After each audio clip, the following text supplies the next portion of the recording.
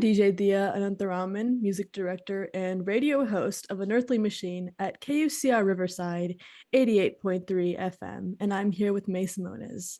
Mei released her latest EP, Kabutomushi, in April via Bayonet Records. We have convened today across time zones to chat. Good afternoon, Mei. It's lovely to see you. How are you doing on this fine September afternoon? I'm good. I'm good. I really like this time of year in New York, so been having a nice week. Yeah, that's awesome. Let's start from the beginning. I did some digging and learned that your artistic origin story stems from playing piano and electric guitar as a child, and later moving on towards jazz guitar and eventually studying guitar at Berklee College of Music with a jazz focus. Can you tell me a little bit more about how your musical background informs your artistic philosophy to this point? Yeah, I think studying jazz definitely has had a big influence on my songwriting. I think it's like the music that I listen to the most, so it kind of just comes out inherently in what I write. And growing up, I was really into, like when I was playing more rock stuff, I got really into Nirvana and the Smashing Pumpkins. And so I think that also has had some influence recently on my music. And aside from that, yeah, I don't know. I think just like going to school for music, I learned a lot of stuff that I wouldn't have otherwise, just studying with different professors and stuff. So I think that has had a big influence on like the voicings that I choose and like the guitar licks that I play, and all of that comes from studying other people's music and other people's transcribing other people's solos and stuff like that. So yeah. Mhm. A lot of Kabutomushi features jazz sensibilities interlaced with math rock riffs and charming strings. I like how you incorporated bilingual lyrics, dynamic melodies, and so much brightness into this release. Can you tell me a bit more about your creative process on this EP, along with its sonic and emotional landscapes, and how they show up through some of your songwriting, vocal, and instrumental choices? Yeah, so this EP, the process for making the EP was, I mean, this is how most of the songs that I have go, but like first I write the song by myself, like just the guitar part, the chords, and the lyrics and melody that I sing. So that comes first.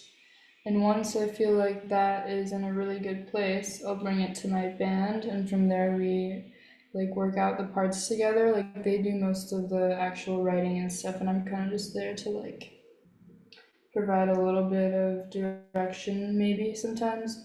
But yeah, so we do like the rhythm section, drums and bass figure out their parts, and we do the string arrangements, and that's like a whole thing that takes hours and hours, but it's really good, and I think it shows in the results, like how much time you put into it, you know? Absolutely. And from there, we go, like, once that's in a good place, we go into the studio. And, like, for Kabutomushi, we kind of recorded in bits and pieces because we were living, some of my band was living in Boston still. So we did, like, drums and bass together. And I did my vocals and guitar. And then strings in New York, we did at my friend's apartment. So that was kind of the process for that. In terms of like the emotional landscape, I mean, what the EP represents for me is like I wrote all the songs kind of during a transition period of my life when I was graduating Berkeley and moving to New York and going through some different things that were happening in my life. And basically, I feel like those songs kind of just represent that time period and represent like me starting to maybe explore a little bit more musically and getting more comfortable with my songwriting and more comfortable with myself and like what I want my music to sound like. Yeah. Yeah. Since you sing bilingually, I'm interested in how you choose what lyrics are in English and what lyrics are in Japanese. Is it an artistic decision based on what you'd like to emphasize more, or is it another type of process? I think it's mostly just whatever feels natural, like whatever comes to mind first. If I'm working on a song and the first thing that comes to mind is like English lyrics, and I'll go with that, or Japanese lyrics, I'll go with that. Sometimes I plan it a little bit of like, oh, I know that I want this part to be in Japanese and this part to be in English, but like it's never like a hard rule. Like if I try and it doesn't work, then I can just switch around. So that's kind of nice. It helps with like if I get stuck with something, a lot of the time switching to a different language will help like get past that. Yeah. Mhm. Since you started playing instruments at a pretty young age, and you have a background in studying at a music school and have created and released other music in the past, how would you say the music on Kabutomushi is influenced by your past work in music education? Um, I think in terms of my past work, Kabutomushi still has like, I feel like my first EP, Tsukino, was a lot of bossa influenced music. I mean, it's all bossa influenced and jazz influenced and stuff, but so I think Kabutomushi had that still, but the music education part of it, I guess. I mean, like, yeah, a lot of the songs that are on Kabutomushi, like, I can kind of pick out from each song, like, something that I learned in school or something that I learned from, like, listening to something. And, like, yeah, it's all, like, inspired by the things that I've tried to practice on my guitar, basically. Mhm. Yeah. Between shades of pink, lyrics reflecting longing, and vibrant instrumental arrangements, I'd like to know what were some of the main inspirations for this project? And this could be other music, media, literature, film, spiritual occurrences, epiphanies, religion, whatnot. Yeah, I mean, I think the main thing that inspired me to make the EP is that I like writing songs, and that's really it. Like, I'm not like, there's not like some inspiration where I'm like, oh, I really want to do this, or like a moment of realization or anything like that. It's more just like, this is what I like doing, and so I'm going to do it, and then I'm going to put it out, and that's it. It's pretty simple, I guess. In terms of inspiration, it's like, I'm inspired by a lot of jazz musicians, I guess, and my music doesn't sound like that necessarily, but it's influenced by that. And what I'm going for is like the music that I love gives me a certain feeling, and I want my music to give other people that feeling, like a special feeling of like not and like the music that I love makes me feel like less alone, or like gives me something to relate to, basically is like what I'm looking for, I think. And I want my music to do that for other people because I think that's like what makes music special. Yeah. Yeah. I'm interested in your EP's artwork. I noticed that most of your music's artwork shares a similar color palette and is illustrated. I'm curious about the cover art's direction and the story behind the illustration. Yeah, so the illustration my mom did for all of the singles and for the EP cover, and that was basically just like I would look at the song and look at the song lyrics. I'm like, what could the illustration be that's relating to the song? And I just pick out like something. Like, I mean, a lot of it is pretty straightforward. Like, Tegami is like it means letter in Japanese, like a written letter. And so on the single cover for Tegami, there's like a letter, and there's a fan because one of the lyrics in the song is "You're my biggest fan," so it's like a fan and letter. Mhm. And same with Inaka, it's like a drawing of, I think like a barn and a truck or something, and it's Inaka means countryside. So yeah, that all is pretty like straightforward. It's just taking something from the song, and then I asked my mom to like draw it, and she did. And yeah. Yeah, it's really wholesome. Yeah.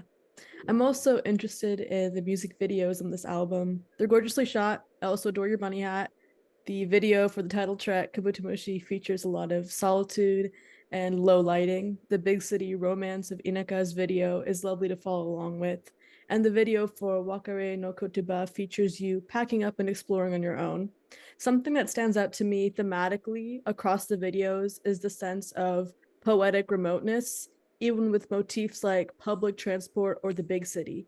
Can you tell me a little bit more about the choices to include all these motifs in your music videos and how they function in tandem with the album's themes?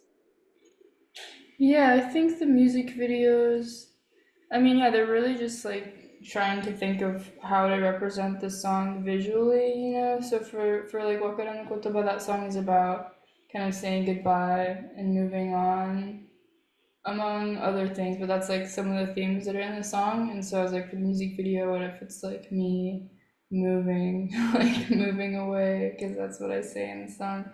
So that's pretty straightforward. And then Inaka, same thing. Like the song is like kind of about longing to move to the countryside or like be somewhere else other than a city, which is not how I feel now. But like when I first moved here, I was really stressed because I was working a full-time job and just having a hard time balancing that with like doing music and stuff.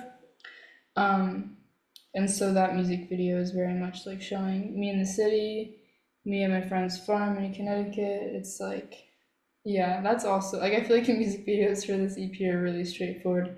Kabutomushi, same thing. Like that song is about when I would go to visit Japan when I was little, and I happened to be going to Japan this past January. So I was like, oh, I should shoot a music video while I'm there, because then it'll be like actually what I'm talking about in the song. And we found like a huge Kabutomushi statue that shows up in the end of the video. That was like at a park. It was like a slide that was shaped like a Kabutomushi. So that was perfect for that too. But yeah, it's kind of it. Let's talk about gear. What would you say was the most essential piece of gear to the particular sound of Kabutomushi? I think my guitar probably. I think Yeah. that's like the biggest. For me, that's the most important part of the music, because that's where it all starts. Is like the guitar. Like I write the chords first, even the melody sometimes is on the guitar first. And so yeah, I think that's like the most important part. Yeah. Lastly, if you were stranded on a desert island and could only take three pieces of gear with you, what would they be and why? Wow, yeah, three pieces of gear. I would bring. I think if I was on an island, I'd bring my acoustic guitar, because I don't know if I want to lug around an amp on the island. So maybe like acoustic guitar, a tuner, because I don't have perfect pitch and cannot tune without one. So yeah, acoustic guitar, tuner, and I don't know. I guess I would need like an extra pack of strings in case a string breaks. Yeah. So yeah, those three things probably.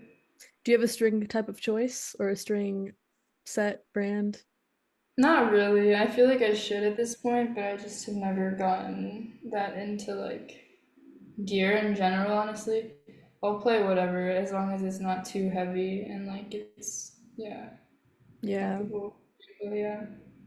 I know some people are really picky about what kinds of strings or have a favorite. I know Dirtfire, also from Bayonet, has a pack that they like a lot. But yeah, Yeah, I feel like if I didn't like it, I would know, but like otherwise, as long as it's nothing crazy, I'm like, sure, this is fine. yeah. Yeah.